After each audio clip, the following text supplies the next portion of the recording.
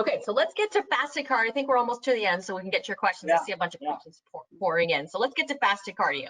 Okay, so where does this one come from? Well, during fasted cardio, what do we know? We know that the body relies more on your fat stores, your adipose tissue, for energy. And so what that results in is a higher fat oxidation rate, which can be measured in a lab, AKA more fat burning.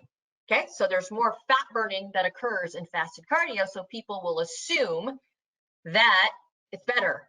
Well, the question then becomes, well, does higher fat burning during exercise result in greater fat or weight loss? That's the question. That's what you really want to know, right? And so this was an actual study, right? Once again, a trial. One of the first, I think the only kind so far to date that tested directly fasted versus fed in what typical gym members do, right? So they took 20 women over a course of 4 weeks, randomly assigned to them to group 1 where they fasted for 12 hours. And then they exercised, they did cardio, and they took a shake afterward. And I put the shake nutritionals down here so you guys could see. Group 2, they did the shake beforehand, right? And the exercise was 1 hour of steady state cardio. That's what typical gym members do 3 times per week with no other structured exercise. And so what happened? Well, they were in a 500 calorie deficit. I just wanted to add that in, that they were all in a deficit. They had a protein intake of 0.8, which is close, a little bit higher than the gram per pound, a little bit lower, I should say, than the gram per pound. And then 25% to 35% body fat.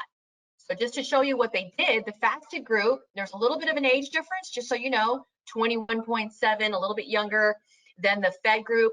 And that's the composition, their macros and their calorie intake, as opposed to the fed group, right? But still very similar. The only significant difference there was in the age, just a little bit older in the fed group. And so what happened? Both groups lost weight and fat, and there were no changes between the groups.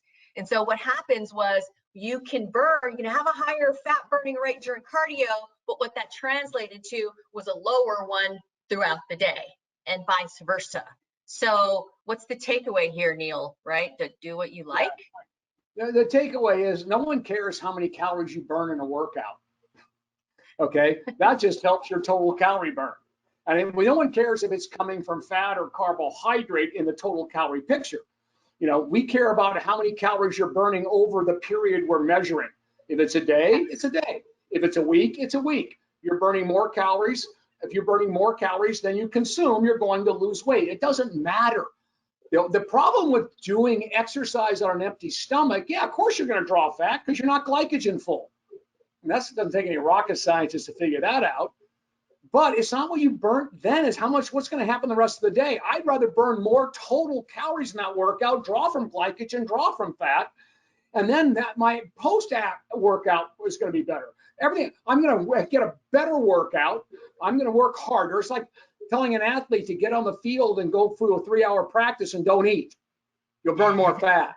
I mean, there's something wrong with that whole equation. So at the end of the day, don't worry about the fasting. I mean, I'm not saying not that if you feel like that's what you want to do, that's all fine, but it is really the total caloric intake, how many calories you burn through the day and the next day and the next day, not how many you burn in the workout. And when it's coming from fat, it doesn't matter because it'll come from fat later if you're in a deficit. That's it. Okay, cool. So do it.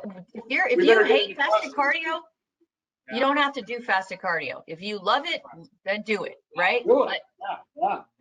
But to your point, Neal, excess post-oxygen consumption, EPOC, you guys have heard that term, right? It's higher in the fed group, by the way.